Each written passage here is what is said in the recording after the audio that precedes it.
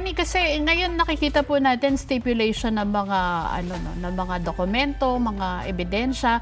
Ano po ba ang ibig sabihin nito? Bakit kailangan stipulation? Oo. Ang stipulation, isa po yung legal term sa procedure kung saan ang dalawang parte, prosecution at depensa, ay mag-agree po sila sa isang fact.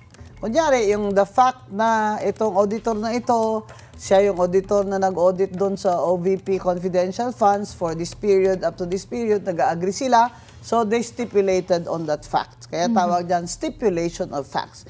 Ginagawa po yan para mapaigsi na po ang trial. Para hindi na po mag-waste ng time na total admitted naman. Di ba? Yan po ang stipulation of fact. Kanina po, balikan natin yung mga highlights doon sa trial. Medyo nagkainitan po kasi si Senator Amy Marcos at saka si Attorney Wamil dahil sa parang parang nakipagtalo yung testigo doon sa Senator Judge doon sa pagtatanong tungkol po sa nature ng handling ng confidential funds. Doon po sa paano po ba? Kasi sinabi naman po ni Attorney Wamil na hindi porket gumamit ng mga ganitong pangalan ay ibinabawal siya doon sa joint memo o joint circular na pinagbabatayan nung paggamit ng confidential funds.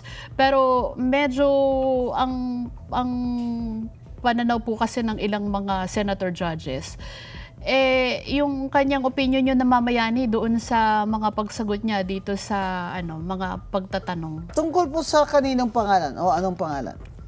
Marami po, yung sila Mary Grace Piatos. So, sinabi po ba niya na itong mga pangalan na ito ay maaring pseudonym ng ito? Kumbaga aliases. Nilagay sa alias sa confidential fund vouchers dahil nga po informant sila. Yun nga po, wala naman daw pagbabawal ang memorandum circular sa paggamit ng mga aliases. Pero bakit dito po parang hina-highlight ng prosecution? Dati po akong COA commissioner, no? As you know. So, ito pong confidential funds ay isa lang po ang opisinang nagbubukas niyan talaga ng mga dokumento na yan kung talagang susuriin nila. Yan po ang may director po yan sa Office of the Chair ng COA. Pero dito sa baba, sa bawat opisina merong auditor, kaya yan sila ang nag-audit ng confidential funds. Okay? So pero yung final say po dyan, yun pong nasa taas. Yung director na nasa at Office of the Chairman. Okay?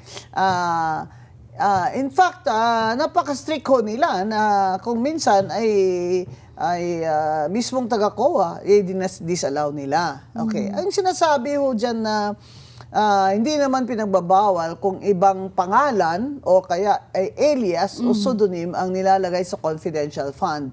I agree with him. Kasi nga, di ba, if there are security concerns there, yung mga informants na yan ay binibigyan ng pseudonym or alias. Pero meron po silang fina-follow dyan na program of well, they call it program of work in other departments, no? But also there's a program that every office follows for the confidential funds. Okay, so for example, sa DepEd, meron silang confidential agents to will identify the NPA recruitment strategies and the NPA or CPP-NPA recruitment in colleges, ganyan. So, kaya po sila may mga informants, okay? So, hindi naman nila pwedeng ilagay yung tunay na pangalan dyan, okay? Kasi, siyempre, delikado. Oo, security concern yun. Kaya, sinasabi niya na hindi naman po illegal yan kung maglalagay sila ng ibang pangalan. Basta may tao na pumirma doon na receive niya yung amount na yun as yung panggastos niya. No? For example, pagkain. Bakit ho sila nagko-question ng pagkain? Talaga namang informants ay kakain naman talaga.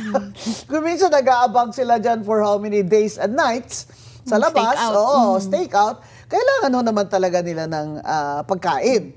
O kaya gasolina, o kaya yung hotel nung saan sila titira o kaya may safe houses sila.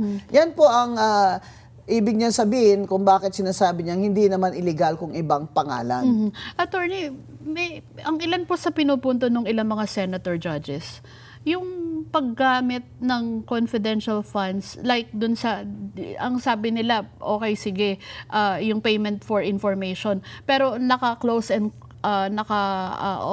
enclose doon yung medicine, supplies, equipment. Talaga po bang sakop din yun ng paggugol sa confidential funds? Dapat ho kasi na-justify yun sa pag-liquidate nila, tao dyan ng term is liquidation. Kung bakit kasama yung medicine, di ba? Bakit kasama yung hire ng kotse, yung mga ganon. Sina-justify yun. Pwede naman po sila mag-justify doon. Ang tanong po dyan, dinis-allowance ba yan ng COA, yung medicine? Nasabi ba dyan, ma'am? Meron po siya mga sinabi na mga disallowances. Oo. Pero ang tinatanong nga po, final na po ba kapag sinabi ng COA na may disallowance? Or, Hindi po. Yun nga din po ang sinasabi ni Senator Cheese at saka ng hindi ibang po. mga senator. Hindi po. In fact, kung ako ang nagko-cross-examine dyan, tatanungin ko siya. But your audit finding is based on your opinion, correct? Siyempre sabi niya, yes, that's right. Because if you're basing it on a rule, show me the rule. Di ba? But most of this is just in his what do you call this? In his decision-making process, he thinks na medicines are not allowed. Okay? So but did his he own ask for presumption. justification? Maybe he did not, no? So ang tanong dyan is, yung pag-audit mo, sir, sa level mo lang yan, di ba? Hindi naman yan final, hindi ba? So, siyempre sasagutin niya, ay, tama po kayo. Hindi ba pinapaakyat pa po yan sa regional director ninyo? Inakyat po ba ninyo yan sa regional director ninyo? At kung sakali, pwede naman po yan nilang ma-appeal doon sa Commission and Bank, hindi po ba? Tama ba ako? Sabi niya, tama. Kasi that's the procedure. Hindi naman talaga final yan at his level. So ang lumalabas, attorney, parang presumption niya kung ano man yung naging conclusion niya. Yes, kasi nga, in his mind, meron siyang, it's his thinking process na in his mind, pag informant, so sana po napunta ito, OVP, bakit may medicine? Baka in his mind, ang medicine sa DOH lang. Di ba? Kaya dapat din-justify nila sa liquidation kung para ano yan. Kasi depend yan eh. Yung isa po na nabanggit ni Senator Judge Lacson, kung after daw po ba ng submission ay chinecheck ng COA yung halimbawa kung totoong tao ba itong pinagamitan ng pondong ito, nasa saklaw pa po ba ng COA yun? Yung verification ng identity, palagay ko at his level doon sa auditor, hindi niya ginagawa yan. Kasi hindi naman siya required dyan eh. Basta may pirma dyan, tapos may alias, tapos may ng voucher, hindi niya na katungkulan yun na, teka, kailangan pumirma sila dito sa harap ko. Can you imagine kung ilang libong tao yan pipirma sa harap niya? At saka confidential agents nga sila, di ba, attorney? So, kasi tingnan naman natin kung gaano ka-unfair, Ito namang mga, what do you call this? Yung mga congressman at congresswomen yung kanilang allowances, sila lang nagsicertify wala akong resibo yan. Ano po yan? Nasa, what do you call this? Procedure din po yan ng COA na dito sa mga senador at sa mga congressman, ay certification lamang yan. Hindi po kailangan magpakita ng resibo sa kape, sino kasama mo, meeting mo, ganyan-ganyan. Oo. So, attorney, dun sa napapansin po natin dito sa pagsisimula ng paglilitis sa Article 1, may napatunayan na po ba ang prosecution? Kasi they are trying to prove they are trying na ma-prove nila na yung Misuse. confidential funds binulsa ni VP Sara. At yun ay graft and corruption.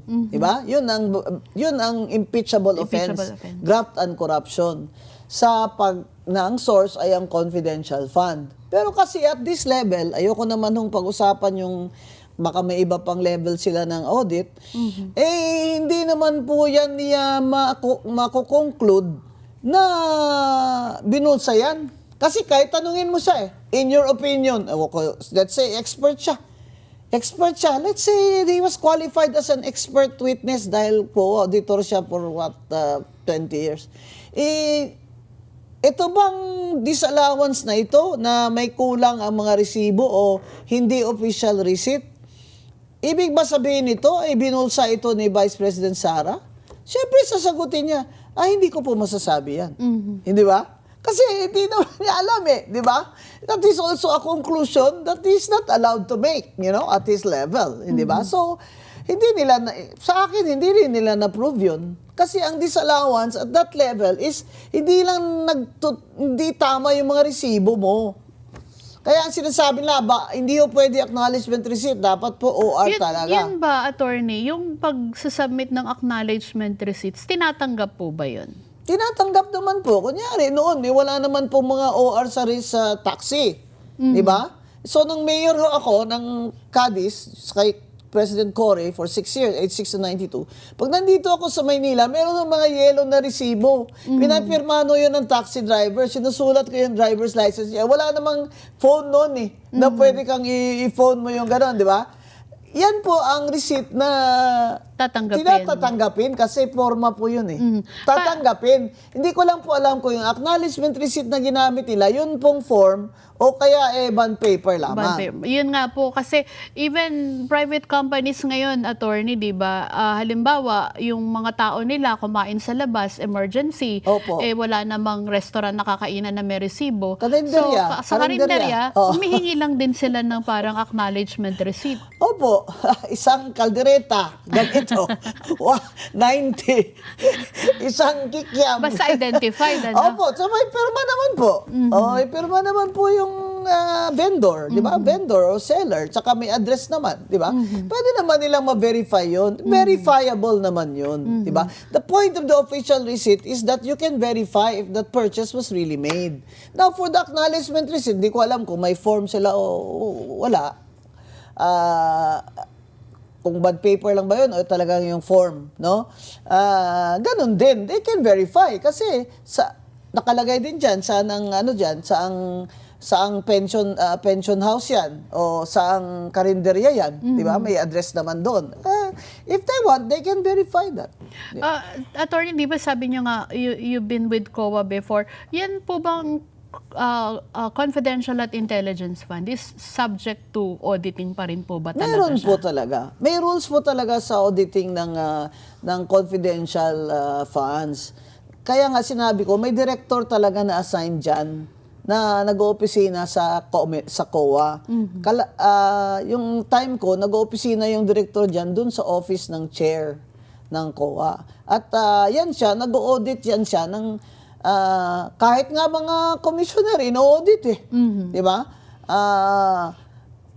Kahit nga commissioner, pwedeng mag-disallowance di ba? Ino-audit din nila.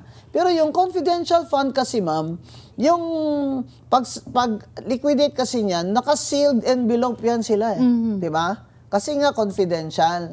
Tapos kung audit time na, tsaka nila bubuksan. Ngayon, may sariling rules talaga ang confidential funds. Pero most of the time, the usual audit rules will apply na official receipt or justification or yung sinasabi nilang hotel, ganun. Kung kailangan mo talaga ng hotel, Siyempre, i-accommodate naman niya yung sarili niya kapag nag-stay hindi naman po pwedeng. Hindi lang po ang agents. Yun pong yung kanilang supervisor. Yung pong taga-OVP na nagsusus or DepEd na let's say, security consultants na nag-monitor sa kanila will also need, what do you call this, temporary Shelter. or places to stay, like pension house, hotel, ganyan. Kaya po pag sinabi niyo malaki masyado yung bill sa pagkain, ay talaga naman pong malaki dahil madami At saka nila maraming tapos tao yung tapos ginagamit. ilang buwan po 'yun, hindi po ba? Kung gusto niyo, di buksan niyo rin yung lahat ng mga allowances ng mga congressman kung saan napupunta yung kanilang magkano ba allowance nila diyan Malaki every ang month. allowance nila. Oo, bakit sila pirma lang? Wala silang resibo, ma'am. Yung isa po na napag-usapan kahapon at ipinresenta ni Attorney Michael Powa, yung isang SARO na inirelease ng DBM nung December 2014 at kung saan iyon po para sa pondo ng confidential fund ng Office of the Vice President. Ilang araw na lang po 'yun at mag-December 31 na. Then Vice President Binay po, ang sinasabi kasi ni Attorney Wamil, wala silang ibang na-audit na confidential fund ng Vice President maliban kay Vice President Sara Duterte. Talaga po bang hindi nabibigyan ng ganyang uri ng pondo ang Vice President? Depende naman po 'yan sa Congress. Kasi binigyan si Jojo Binay, VP Binay, meron. Magkano ba 'yun? Tapos it turns out na ito palang auditor dito ay sinabi niyang never siya naka-audit ng ibang vice president. Yun pala na-audit naman nila. 'Di ba? Na-audit naman ng COA. Agency ng office nila. Yeah, oo. Pero irregular ba na magkaroon siya ng discretionary confidential fund? Hindi naman po. Kasi nilagay nila yan sa budget eh. Nasa Congress po yun kung binigyan nila. Gaya sa amin sa COMELEC noon, gusto ng chair namin si Bautista na meron kaming confidential or intelligence fund. I objected. Kasi sabi ko, sino naman ang intelligence natin dito? Bibigyan lang natin ng mga extra allowance itong mga pulis na ito at mga military, and for what? Di ba? Hindi nga sila marunong mag-solve ng problema ng hacking. Di ba? So, hindi ho yun nagbotohan no kami. 6 kami, kontra 1 lang. Ayaw namin. Kahit na sabihin nilang magkakaroon ako ng 2 million na parang peace certify ko lang, ayaw namin. Ayaw ko, sabi ko. So, wala ho kami nun. Depende ho sa agency, itong mga commission na ito, na constitutional, tanungin niyo po sila kung may confidential fund sila kasi sila din naman yung nag-allocate for their own agency. Pero itong sa kay OVP, sa kay VP, Congress po ang nagbigay niyan. Attorney, bago po natin balikan yung pagpapatuloy ng impeachment trial, your initially assessment po ninyo dito sa 13 araw ng impeachment trial? Lagay ko, wala pang natutumbok ang prosecution na talagang ebidensya na masasabi mong yan na talaga. Yung Makukonvict si shocking Sara. ba, no? Oo. Wala kasi lalo na yung si Matibag na kung sa Bisaya pa, wala dito, wala dire. Ang testimony niya. Mahirapan ho talaga sila. Tsaka very good ang cross-examination, pagsusuri ng defense counsel. Tsaka itong COA auditors, they're just going to certify kung ano yung nandyan. Hindi naman sila pwedeng magkonklusyon na binulsa yan. Nalabas. Paano mo ma-prove na si BP Sara talagang tumanggap niyan? Di ba? Kasi yung vouchers nila doon at yung mga resibo nila, ma'am, may pangalan po yun ng mga supervising. Di ba? In fact, yung nag-receive nga ng pera doon, disbursing officer, hindi naman si VP, di ba? So, anong na-prove nyo doon? Kaya nung they're trying to prove na may secret dahil doon pa sa backroom, binigay ang pera, natatawa ako eh. Sabi ko, bakit? Ano ba yan? Ninanakaw ba yan nila? Di ba check yan? Check yan. Kaya ini-encash na gano'n sa back office because, well, baka ma-hold up kayo Malaki dyan. yung pera eh. You know, they're making it look like, ninakaw yung pera na yan, which is very silly. It's silly. So, they have to prove na itong mga disallowed na amount, na hindi na liquidate sa tamang resibo, they have to prove na binulsa yan ni BP Sara. Yan. And so far, they haven't proven that. That's very hard to prove. Ayan po. At yung pangalawang testigo, sumalang na, pero sa ngayon po, nagbabrowse siya doon sa mga dokumento. Ito ay kinapapalooban ng mahigit 800 na 845 acknowledgement receipts. Yes. Attorney, hindi po kasi siya ni-stipulate ng defense. Yun? Part of the strategy? Hindi siya ina-admit. Di ba? So, yes, of course, that's part of the strategy. Plus, bakit naman niya i-admit yun that is not in their best interest, di ba? Tsaka siya, sabi niya nag-take place lang siya, take over. In other words, nung unang pagsusuri ng mga acknowledgement receipt na yan, baka yung unang auditor. Kaya siya, parang second look na siya. Ganon. So, wala siyang, kumbaga, yung personal knowledge niya dyan is kung ano lang yung naibigay sa kanya, na-turn over sa kanya nung unang auditor. So, hindi nagsistipulate si Attorney Poe. Kaya ganyan, matagal. Kasi isa-isahin niya yan So mukhang mauubos ang oras, attorney, na na dito mauwi ang impeachment trial ngayong kasi araw na ito. Kasi they're trying to prove that number one, baka fake yung acknowledgement receipts. Hindi totoong mga tao ang pumirma dyan, which again is very hard to do. Or that wala naman talagang ganyang gastos at gawa-gawa lang yung acknowledgement receipt kahit na totoong namang restaurant yun ang pumirma dyan. At saka we should take note na ang ipinresinta po yung personal tabulation nitong si Attorney Roderick Wamil. Hindi itong si Del Campo. Yes, that's why kung ako din naman yung defense counsel, hindi talaga ako magsistipulate. Habang nagpapatuloy pa yung yung review nitong testigo doon sa mga acknowledgement receipts, sabi niya medyo marami pa, parang hindi pa yata siya nakaka-100, attorney, 800 po yung pinag-uusapan dito. Kaya nga in-orderan ni presiding officer, Senator Escudero, ang clerk of court, na i-verify niya yan mamaya, i-compare niya sa digital copy. Okay. So, balikan natin. Ito pong Joint Circular number 2015-01. Ano po ang nilalaman nito, attorney? At ano yung mga detalye, importanteng detalye nito, na sabi nga natin, may kinalaman o mahalaga para dito sa isyong pinag-uusapan ng confidential fund at intelligence fund? Ito po yung yung joint circular na fina-follow ng DBM tsaka COA on confidential funds.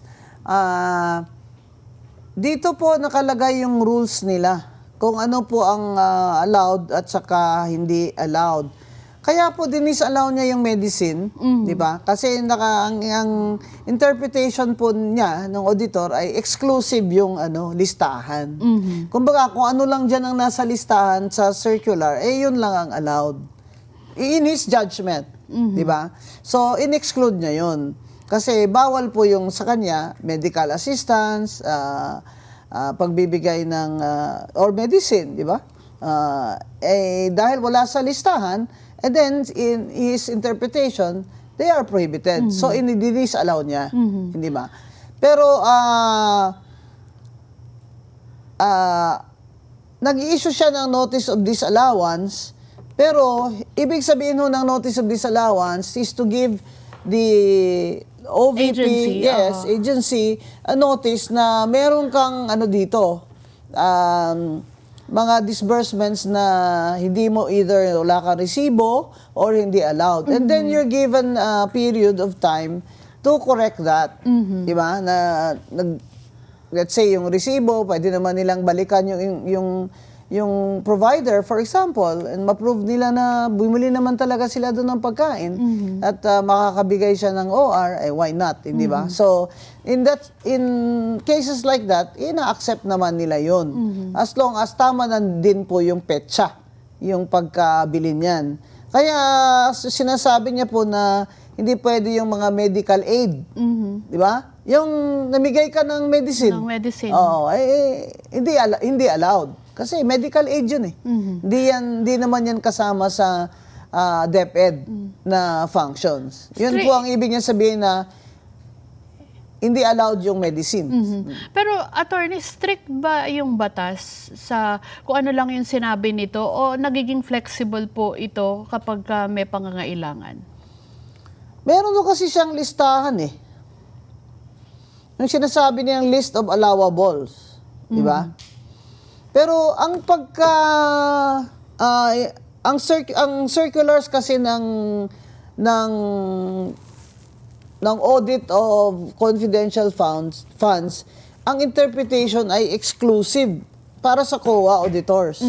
That's why I said na yung decision making niya, kung ano lang ang nandun, Yun lang. yun lang. Pag wala ka doon, i-disallow niya yun. So, pwede ka naman pwede ka naman po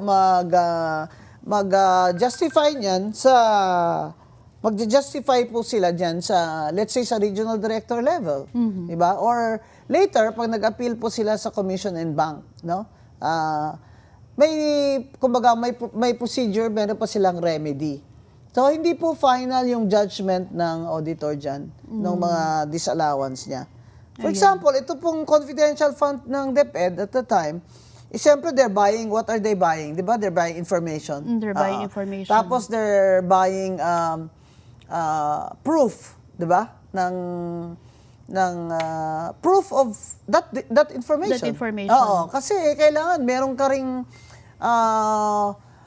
ang tawag doon yung accomplishment report eh, di ba?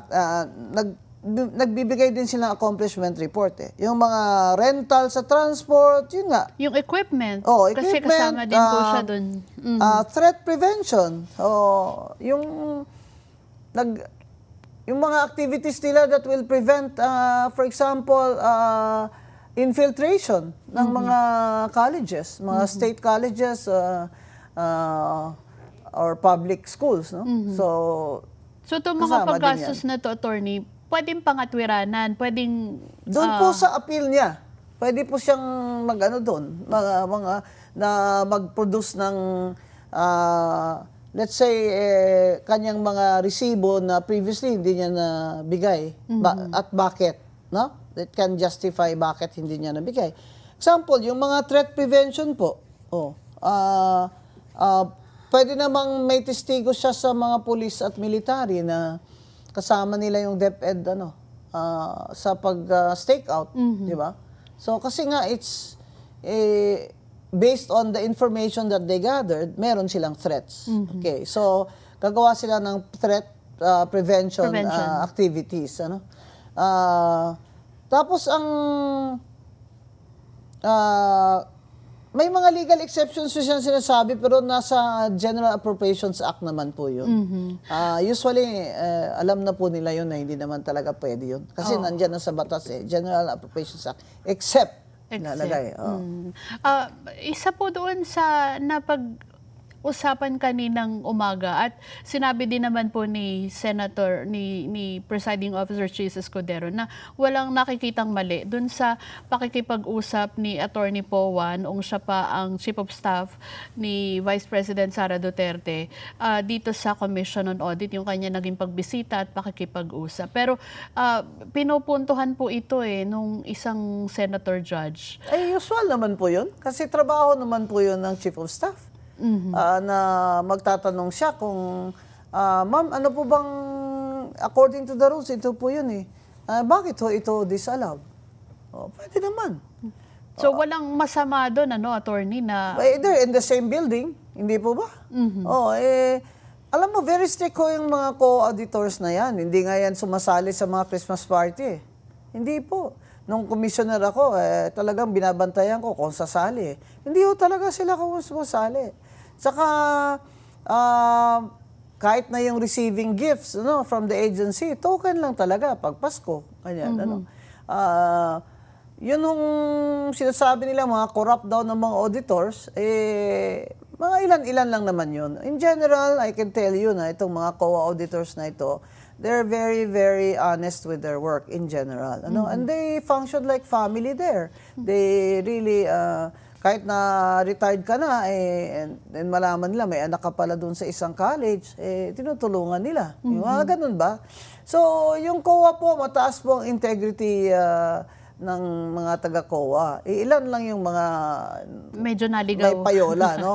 So, ito pong confidential fund, baka iniisip nila na isa ito sa mga ways na binubulsa ng mga heads of offices. Pero hindi po naman yun illegal na pumunta ang chief of staff o kaya ang disbursing officer or admin officer ng opisina na magtanong sa auditor. Okay. May nabanggit po kanina itong bagong testigo tungkol sa post-audit. Lagi po bang nagsasagawa ng post-audit ang COA? Ngayon po kasi post-audit na lang talaga lahat. Dati po, diba, years ago, before 1986, pre-audit. Pre-audit. Bago ka makagastos niyan, pre-audit na wala namang kwenta, di ba? It's, during martial law, everything is controlled. Ngayon, post-audit na dahil mas madali na po ang trabaho at makikita naman ang mga disallowed at illegal na expenses sa post-audit. Pero May bakit, rules naman po. bakit nakalusot pa po yung mga sa flood control? Yun lang. Kasi, ibig sabihin, yung COA, hindi nila ginawa yung trabaho nila. Na yung auditor doon, kung sino man yun, di ba, binayaran na po. Di siyempre, lalabas na sa COA. Meron ng completion. Hindi na sila nag-check kung totoo bang na-complete yan. Chine-check na lang nila kung authentic ba itong mga pirma na ito. Kaya talagang yan si Secretary Bunuan, tsaka yung undersecretary niya, hindi po sila dapat palagpasin dyan. Kasi sila ho dapat the buck stops here, kumbaga, na sila ang dapat pa-check niyan kung totoong nagawa yung project na yan bago bayaran. Hindi po nakapag-testify yung pangalawang testigo dahil doon sa mga issue ng stipulation. Pero bago yung mga ibang clarification, Attorney Guanzon, doon sa stipulation na hindi tinanggap ng depensa, 845. Acknowledgement receipts. Pero merong 10 na hindi sila nag-stipulate. Ang sabi ni Attorney Kapunan, kung ano na lang yung meron ang depensa, yun na lang ang gagamitin nila. Yun na lang gagamitin. Pwede ba yun? Hindi naman pwede. Kasi ang ebidensya ng defense ay dapat sa kanilang ipipresent nila pag kanilang na yung testigo. O kaya i-cross-examine nila yung testigo ni attorney prosecution. Hindi pwedeng si Attorney Kapunan nagdi-direct examination sa testigo niya, tapos ebidensya ng prosecution ang ginagamit niya. Kailangan sarili niyang ebidensya ang ginagamit niya para ma-identify nung auditor na yan. Kaya hindi sumang-ayon siyempre ang depensa. Go dyan ng prosecution later and present their own evidence. I'm showing to you this acknowledgement receipt. Is this the same acknowledgement receipt as the exhibit I of the prosecution? Sasabihin niya, not exactly, ma'am. Why not exactly? Kasi dito, ma'am, merong signature di ganito. Dito sa isa, wala. Ganun, posibleng mangyari yan Because they're talking about authenticity, which points to admissibility. I-admit ba yan ng korte? Baka hindi naman hindi magkaparehas, di ba? So each one has to prove it. Naku, Attorney, ang dami pa natin gustong linawin. Kanina po meron naging statement din dun sa tanungan ni Senator Amy at saka ni Attorney Wamil, Kasi ang tinatanong po ni Senator Amy, meron ba kayo napatunayan na yung pera o yung confidential fund ay napunta sa bulsa ni Vice President Sara Duterte? Ano po sagot niya? Ang sagot niya, that is a presumption po under the joint circular. That is a presumption po, hindi po kailangan daw directly sabihin kasi nagkaroon ng presumption. Ngayon, eto po, prima facie evidence daw po ang nagagamit siya for personal use or benefit under the joint circular. Tama po ba yun? But hindi siya tinanong, show me the of the circular. Kasi meron pong decision ng 2020 ang Supreme Court sa Madera versus Commission on Audit na sinasabi na ang notice of disallowance ay does not create a presumption of misappropriation. Madera versus Commission on Audit. Ang ini-explain lang dyan ay yung notice of disallowance po kasi, hindi po ibig sabihin na sinabi ng COA disallowed ka, ibig sabihin binulsa mo. Sinasabi lang po niya, disallowed po yan, hindi mo naman approve dahil wala kulang mga resibo mo, isoli mo. In other words, pinapasoli ka ng gobyerno. Your civil liability is what is covered by the notice of disallowance, not your criminal liability. That's why in Madera versus COA in 2020, the Supreme Court ruled that there is no presumption of criminal liability pag na-disallow ka. In fact, after you receive a notice of disallowance, you can appeal this to the Commission and Bank, and there you can present your justifications. Hindi po ba, sinabi ko na po yun. Kasi sinasabi naman po sa National Transmission Corporation versus Commission on Audit again, na may presumption naman na ang mga opisyalis ng gobyerno are acting naman in their regular course of duties at may good faith. Except lamang kung mapatunayan ninyo na meron talagang malis o kaya may gross negligence. For example, yung pagbibigay po ng mga bonus sa mga ahensya, pag nag-notice of disallowance, sino po ang ipapasoli niyan? Pinapasoli ba yung mga nagdesisyon, kagaya ng PhilHealth noon, na nagbigay sila ng mga bonus? O yung mismong nagtumanggap ng mga board of directors din ng PhilHealth? Hindi ba? Or mga empleyado. Sinasabi ho na pinapasoli yan yung mga nag-receive. Pero civil liability po yan.